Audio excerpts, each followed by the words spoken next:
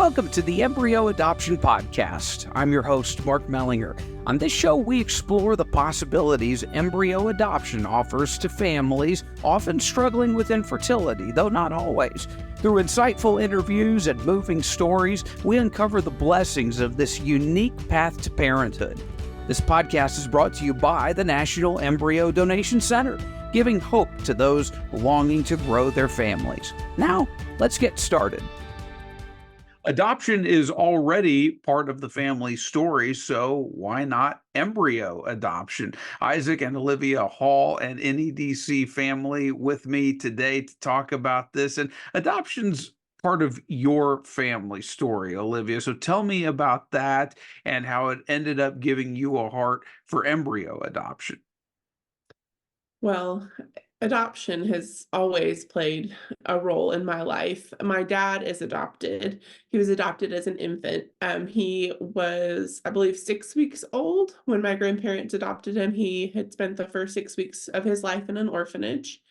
And my grandparents could not have biological children.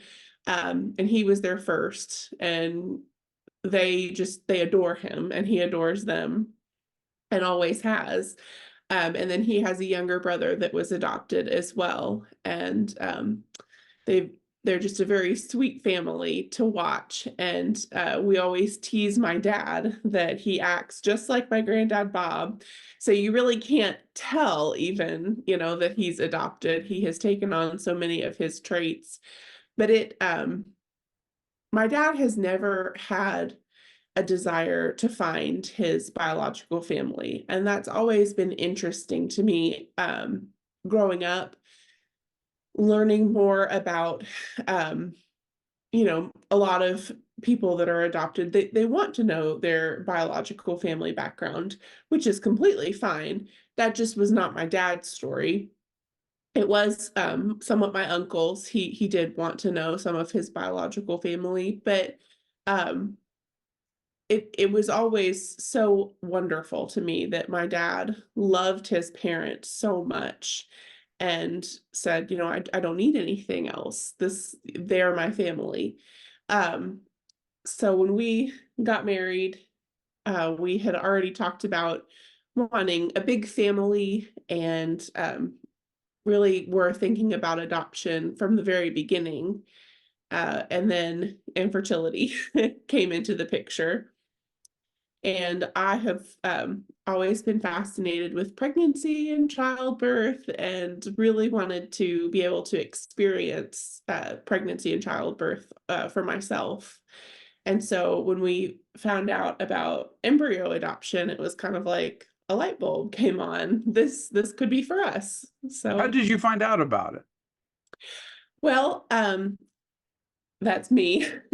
I have always been interested in fertility stories, people's journeys with IVF or IUIs, just different things. I like to look into that kind of stuff. And I stumbled across a video of it was like a family vlogger.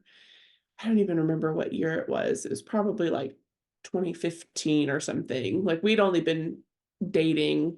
I don't think we were married when I found out about it. Just embryo adoption, that it was possible. And so I was like, oh, that's cool, but probably not for me, and just kind of went on. Well, then after we got married, Isaac started preaching at a small congregation in a small town here in Kentucky.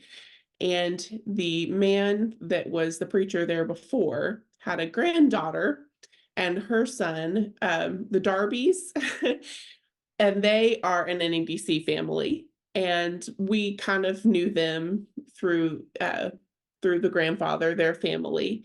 And when they started posting things on Facebook, updates about their journey with the NEDC, we came across that and we were like, oh, well, that could be a potential option for us. That's when we really started talking about going forward on that path.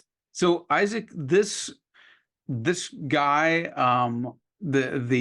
if I have this right, the Darbys grandfather, or was it Nicholas Darby's grandfather, Andrea? Or no, Andrea. excuse me, was it Andrea's grandfather? That's what I meant. Okay, so gotcha. So this guy was like a mentor for you as you began your you're a pastor, obviously, as you began your pastoral career. Right. Yeah. So he was ready to retire when I was ready to start.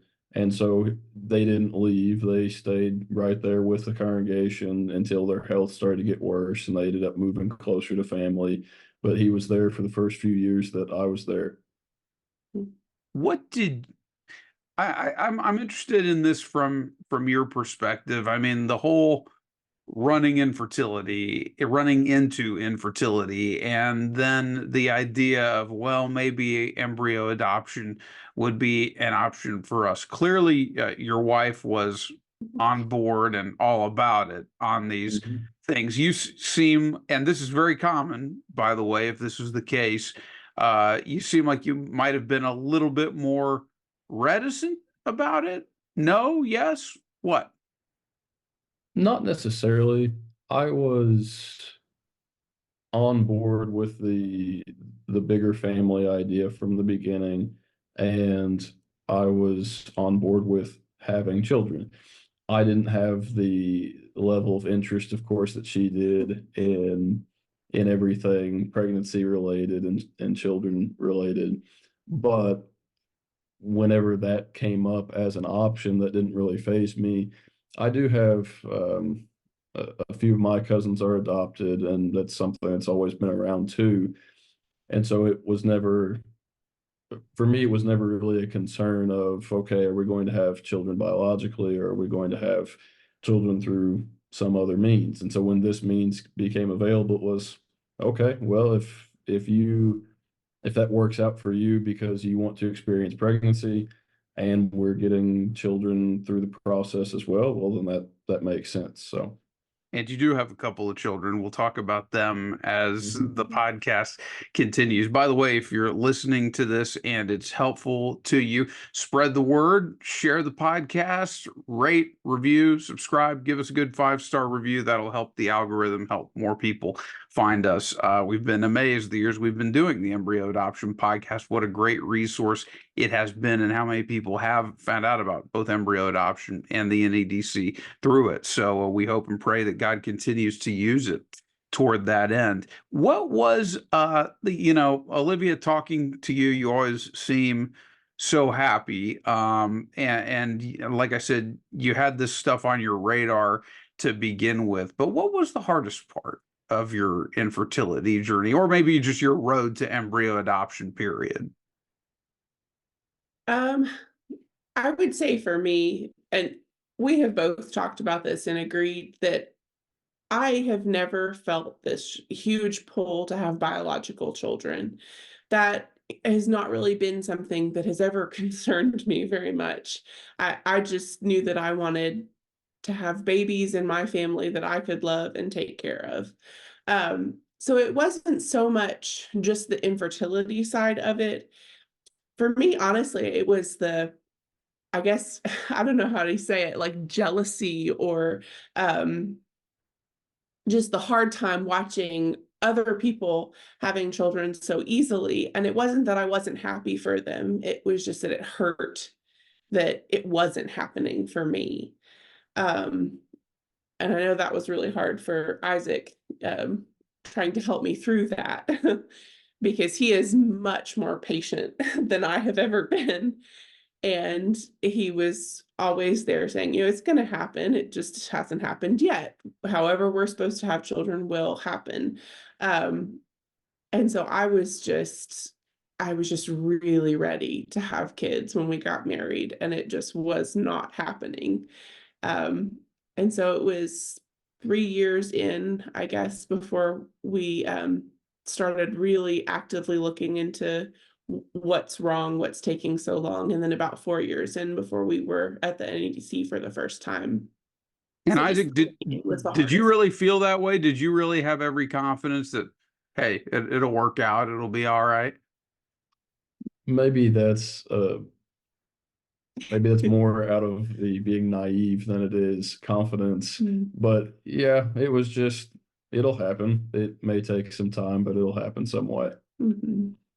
And it is great because there, no question, just because children don't share your genetics, it doesn't make them any less yours. And that's one of the great things about not just embryo adoption, but adoption of any kind. And we've brought this up over and over again in NEDC story sharing materials, that adoption is a microcosm of the gospel. We're all engrafted, and we all would be destined for eternity away from God if it wasn't for His grace adopting us. So this is what adoption is, no matter how you do it, which is what makes it so beautiful. So it's not a plan B. It's not like a less good option. It's a beautiful option that just echoes the story of redemption and restoration that God is always telling in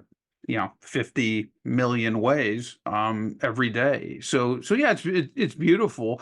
And I'm glad you made that point. So unpack your journey with the NEDC then. What, at least so far, what aspects of the process stand out to you? Just the kindness of everybody there was one of the first things we noticed. Just from the very initial appointment, finding out all of the information and figuring out how to get on the schedule for a transfer. Everyone was so loving and so kind and welcoming, and has been, continuously through all of our contact with everybody there. That has stood out to me the most, I would say. Isaac, anything you want to add to that? From my side, it's more analytical. And so for me, it's maybe a focus on the way that it's all organized and laid out just from start to finish, and transparent as well. So you get to see, this is what you're going to be paying up front. This is what the dates will look like, the processes, the medicines, the protocols, everything. So it's well organized in that way. Is there anything that either of you, and if not, that's okay, wishes you'd known about embryo adoption going into the process that you'd want to pass along now to somebody who's either just starting or thinking about it? I wouldn't say it's a regret, but one thing that I wish we had thought more about was whether or not we wanted an open or closed adoption. We did go the closed adoption route, and we are so blessed with our beautiful babies that we have through that. But I do find myself, especially as they grow, thinking, I wish maybe we did have more contact with their biological family, just so that they could see these beautiful gifts that they've given us, kind of thing. But I know that decision is very hard on a family to decide to donate their embryos for adoption. So I do understand both sides of it, but just making sure that somebody really looks into that and prays about it and make sure that they know which way they want to go with that would be something I would recommend, I guess. So tell me about your still very young kids, Elias and Ruby. Yes. Elias is all energy all the time. He's what, like 3-ish? 3? Okay. He's 3, and he's active all day and sometimes all night. But he's a lot of fun, Yes. and he's hilarious. That's a very good sense of humor. Yeah, he just turned 3 in February, and then Ruby just turned 1 in February. So they were born 13 days apart after his second birthday. And so Ruby is just sunshine. She's so happy, and she tries to keep up with him as best she can. And I think we're going to be in trouble in a few years when they're both all over the place, but we're so blessed. What was it like actually delivering both of them and having these kids in your hands? I mean, you weren't sure that would necessarily ever happen. With Elias, he was born at 35 weeks. So we were terrified. We were first-time parents. We were terrified anyway, but we didn't know exactly what his health would look like after he was born. He ended up being just perfect and didn't need to spend time in the NICU or anything. He was good. But that was very hard. We didn't get to hold him right away. We didn't get to, well, I guess you got to see him right away because he went with him for observation in the NICU. But I think that was a hard transition into parenthood. And so I pray for anybody whose baby has to be in the NICU because that's just very hard. But after we got home, we were just so thrilled to have this little perfect tiny human being. And then with Ruby, it was easier. She was full term and was on me right away. I think the very first thing I said when I saw her was, "She looks like Elias." So, and they do look a lot alike, but. And they are genetic siblings. They are, yes. Right. Isaac, what's it like being a dad? It's more fun than I thought it would be in some ways, and it's harder than I thought it would be in ways that I didn't expect. I'm a pretty laid back person, but it takes a special, different kind of patience whenever toddlerhood is in the picture. So there's a lot to be learned there as well. Yeah, there's a lot of sanctification to come.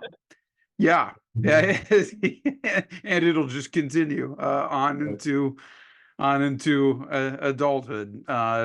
Trust me, that's where I am now with my own children who are now full adults. So let me ask you, we brought up that you're a pastor, Isaac. Is embryo adoption a topic you ever have brought to the pulpit? Have you ever talked about your story or where this fits in? I mean, it's okay if not, but I'm just interested. Mm-hmm.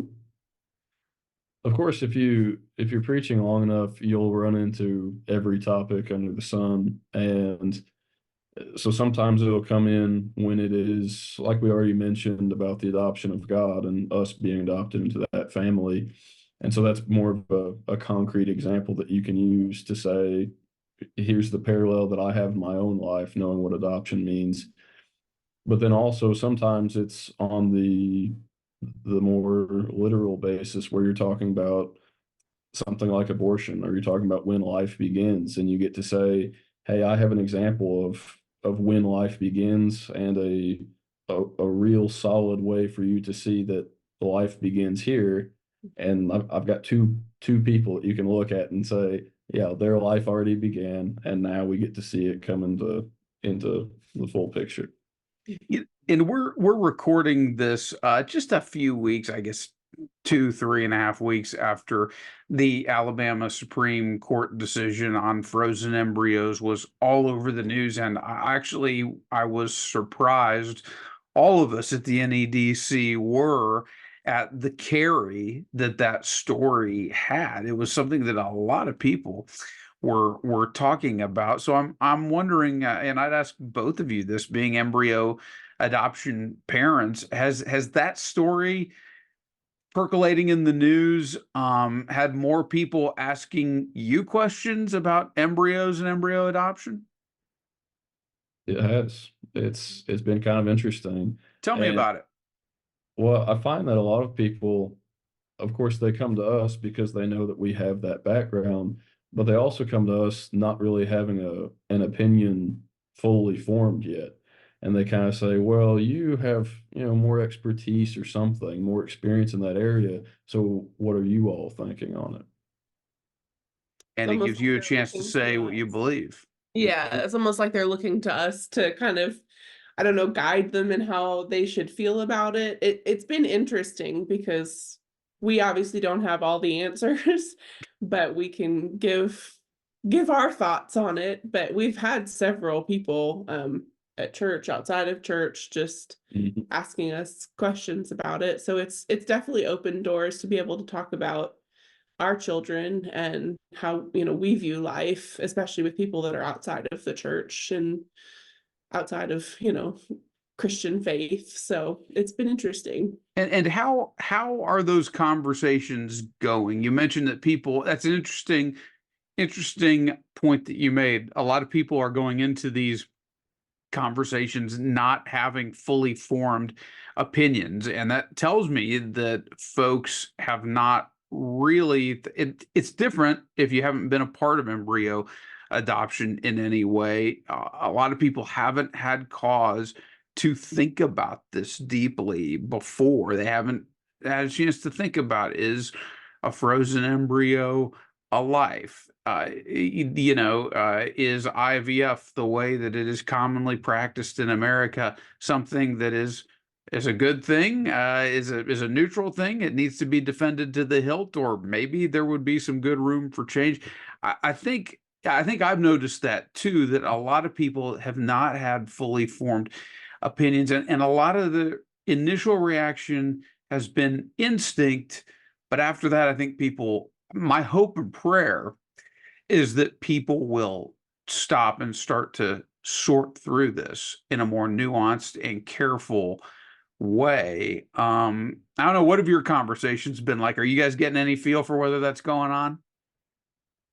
I think unless you have been part of the, I don't know, infertility community, unless you have experienced that and gone through any kind of treatment yourself, you don't typically have cause to think about it. And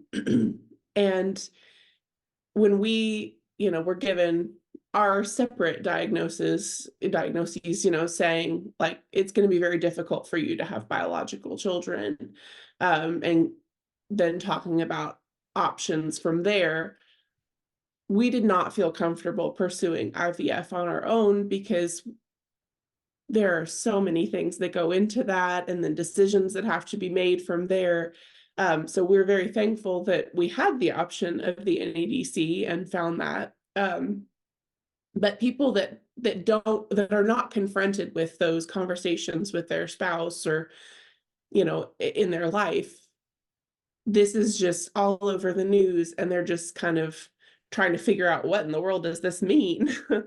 So most people have been very receptive to us talking about our standpoint on it, and our views, especially with our children, about how we do feel like it's something that needs to be taken a look at, the IVF practices, and making sure that we're treating these lives as lives. Right. So. And that's, and I think it's just a good point and a good question to camp out on. It was interesting to see so many people just instinctively rushing and basically saying IVF, as it's commonly practiced in this country, needs to be defended. And I think a lot of life affirming people, a lot of Christian believers were in that camp, but I think there was a lot of emotional response quickly without taking a step back to think, because this is what I would hope that that the church and even the infertility community would think about and talk about, is IVF, the way it's commonly practiced, not always, but the way it's commonly practiced in this country. Yes, great blessing, has brought about a lot of life, and we treasure every one of those lives and are happy for those families who've had the chance to add to their families or have children for the first time through IVF. But the way it's commonly practiced, it relies on an awful lot of death, and and treating human embryos with a lack of sanctity and dignity. And I don't say that angrily. I just make the point to bring out that it's a sad fact that that's the way it's practiced. So my hope and prayer is that we'll at least take a step back and think, could there be more guardrails on the industry? Could we advocate in a gentle, ironic way for IVF to be practiced in a more humane way when it comes to protecting the sanctity and dignity of embryos? I don't know, Isaac, you get any feel for whether people are thinking that route, or is that a conversation that still has to be had? I think the conversation will take time. I think people initially are unfortunately slow to listen and quick to speak, but for those who have any real concern about it, those who are Christians, for example, it'll come back around and they'll have a chance to mull it over a little bit and hopefully come in contact with people that have been part of that process and can maybe give a little bit more insight to say, yes, IVF can be good, but here are the downsides. Here's what we need to think about. And hopefully we can be a very small part of that conversation. Well, you already are. I know that, and it was just a very timely time to talk to the two of you. We are so happy at what God has done in your family through the NEDC, and I probably shouldn't ask this if it's too personal. Just, slap me down. But you said you wanted a big family. I don't know if you consider four a big family. I mean, are you thinking about coming back for more? Well, we are actually kind of in the process of talking to Krista there at the NEDC. We kind of got in contact with another family through mutual friends on Facebook, and they are wanting to donate their 8 embryos to us to continue trying to grow our family that way. So we are planning to be back in a few months for another medical clearance, and hoping towards the end of this year to have another transfer. I told him on our first date that I wanted 6 kids, and he did not run for the hills. So, we're still here. Yeah, he handles it all in stride. If you're not watching the video version, he's wearing an Oscar the Grouch shirt for this podcast interview, and while she's wearing a happy Disney shirt. Yeah, happy pink Disney. It's a great contrast. I hope you guys are wearing that when you come back. But we'll look forward to seeing you, and 8 embryos. That's a lot. So keep those patient pants on. Isaac and Olivia, thanks so much. Thank you. Thank you so much for listening to the Embryo Adoption Podcast. I hope you enjoyed learning more about this life-changing option for building a family. Hey, if you or someone you know could benefit from embryo adoption or donation, visit embryodonation.org to get started or just to find out more. Again, that's embryodonation.org. And don't forget to spread the word, rate, and review us on your favorite podcast app. Join me next time as we continue sharing inspirational stories of the embryo adoption journey. And until then, take care.